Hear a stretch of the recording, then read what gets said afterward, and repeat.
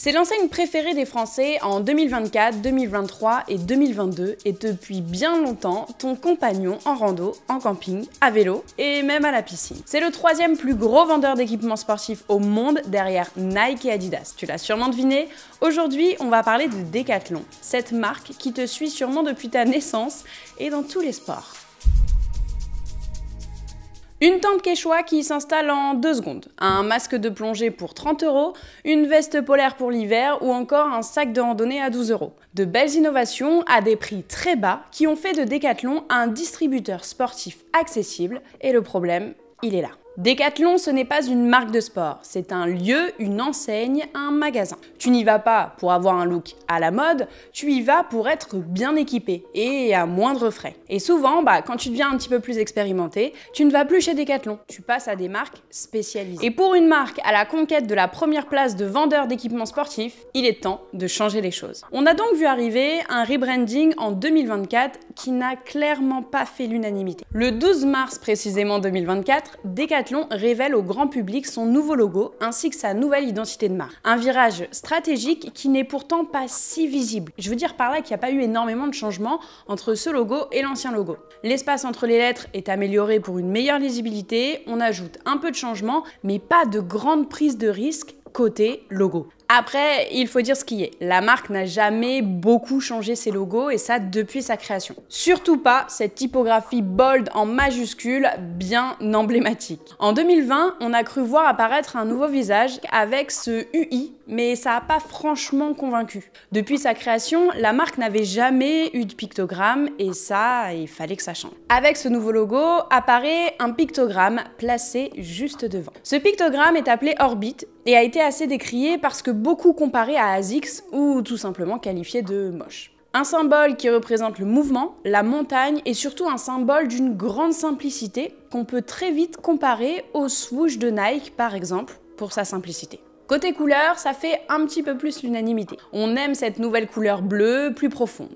On laisse quand même derrière nous un bleu franchement assez fade, très années 80-90 et qui manquait carrément de profondeur. Clairement, ce bleu-là, il est beaucoup plus tourné vers le numérique qui s'accompagne du coup d'une palette complète avec un vert beaucoup plus pop qui sera la couleur accent de la marque. Ce logo avait leak en 2023 à cause de la CFDT lors d'un tweet car ils avaient dénoncé le prix du logo, 2 millions €. Mais ce qu'il faut voir derrière ce logo, c'est surtout tout ce mouvement qui est amené, les typographies retravaillées, les animations nombreuses, les couleurs, la navigation sur le site et surtout l'univers graphique, c'est-à-dire le choix des images. On n'est plus dans la tente Quechua autour d'un bon petit feu, mais clairement sur du vivant, de l'émotion et tu vas le voir, beaucoup de mouvements. Et cette nouvelle identité, elle passe aussi par un nouveau tone of voice et surtout un nouveau slogan. Lui aussi, tu vas voir qu'il n'a pas fait l'unanimité. À la place du « à fond la forme » connu depuis très longtemps, on a un slogan désormais en anglais « Ready to play ». Clairement, l'idée c'est d'expliquer que le sport c'est cool, fun et que tu vas t'amuser. Le problème, c'est que ça, la cible française, elle a pas trop apprécié. La vision pour ce rebranding, c'est clairement à l'international. Mais c'est à se demander si les Français ne vont pas bouder cette marque qui a très souvent été, je te le rappelle, sur le podium des marques préférées des Français. Mais ce qui est important en branding, c'est toujours d'aller chercher plus loin que le visuel. Un logo seul ne va pas te montrer toute la stratégie qui se cache derrière un rebranding de marque. Alors maintenant qu'on a vu le visuel, passons à la stratégie. Et tu vas voir que ce rebranding, on ne pouvait pas y échapper.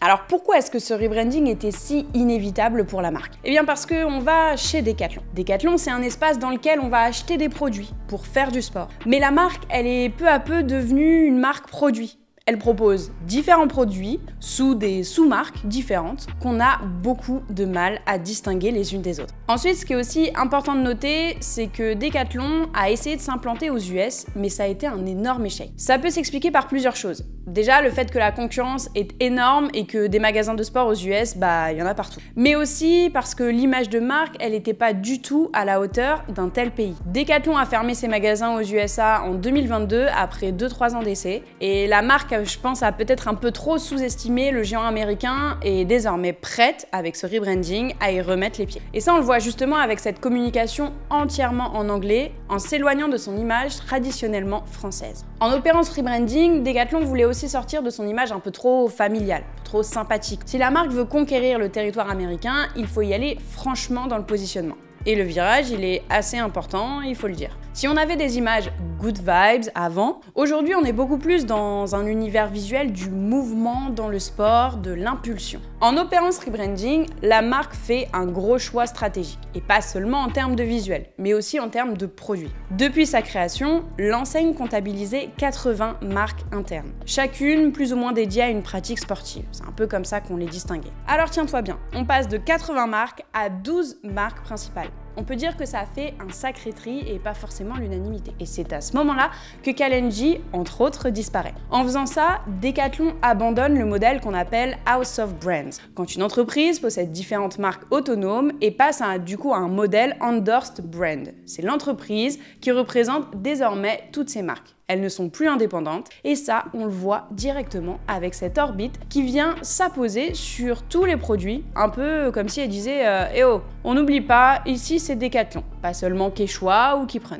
On est en train d'unifier ses forces pour aller conquérir de nouveaux marchés. » Mais alors de quel marché est-ce qu'on parle plus précisément? Jusqu'à présent, la concurrence de Decathlon, ça ressemblait plutôt à Intersport, Go Sport, en gros les grosses enseignes de sport, mais clairement pas à Nike ou Adidas. C'est donc contre eux que Decathlon souhaite se positionner désormais. L'univers de Nike met en avant l'excellence, la performance, les winners en gros, et ça que ce soit dans le sport mais aussi et surtout dans le lifestyle. Decathlon cherche du coup à se positionner comme un expert du multisport, en proposant des produits plus haut de gamme pour aller chercher une clientèle qui cherche de l'expertise dans sa pratique. Pour s'affirmer comme expert, la marque a plusieurs alliés. En 2022, le stade de football de Lille a changé de visage en devenant la Decathlon Arena. Un an plus tard, la marque franchit une nouvelle étape sur le terrain du cyclisme en rebaptisant l'équipe AG2R sous son nom. S'ensuit pas mal de partenariats qui sont eux un petit peu plus récents. Teddy Riner et des chaussures de cross-training, Antoine Griezmann, ambassadeur du football, Gaël Monfils pour le tennis, Alex Sarr pour le basket, et pour finir, la conception des tenues des volontaires des Jeux de Paris, dont la marque était partenaire officiel. Ces nouveaux partenariats montrent l'évolution de la marque, longtemps cantonnée à juste de l'accessibilité, qui souhaite aujourd'hui monter sur la scène internationale en tant que spécialiste, sans pour autant perdre de vue sa mission d'inclusion et de partage de la magie du sport.